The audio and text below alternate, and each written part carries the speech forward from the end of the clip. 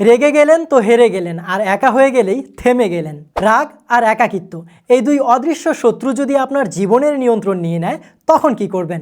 রাগের মাথায় বলা একটি কথা অথবা একাকিত্বে ডুবে থাকার কারণে আপনার জীবনের সমস্ত অর্জন, ভালোবাসা এবং স্বপ্নগুলো ভেঙে চুরমার হয়ে যেতে পারে।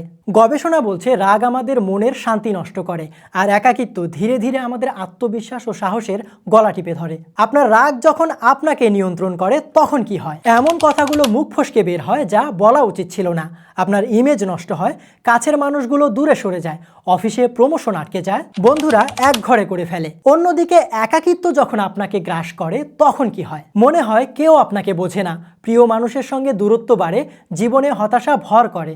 রাগ আর একাকিত্ব কিভাবে একসঙ্গে কাজ করে, আর এগুলো আপনাকে এমন একটা অবস্থানে নিয়ে যায় যেখানে আপনি নিজের উপর আত্মবিশ্বাস হারিয়ে ফেলেন, আপনার সেলফ রেসপেক্ট নষ্ট হয়ে যায়। একসময় আপনি নিজেকে পুরোপুরি একা ভাবতে শুরু করেন, আর তখনই মনে হয় আমার সঙ্গেই কেন এমন হয়। এমন হতাশা থেকে অনেকে তো নিজেকে শেষ করে দেওয়ার কথাও ভেবে থাকে।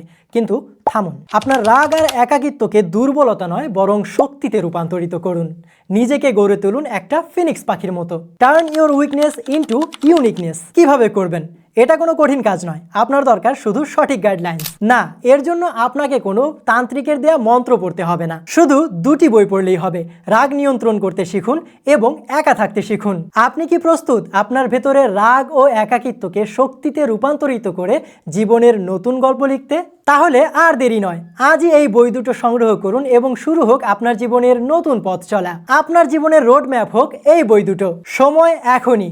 জিতুন নিজের রাগ ও একাকিত্বকে, গড়ুন জীবনের নতুন অধ্যায়।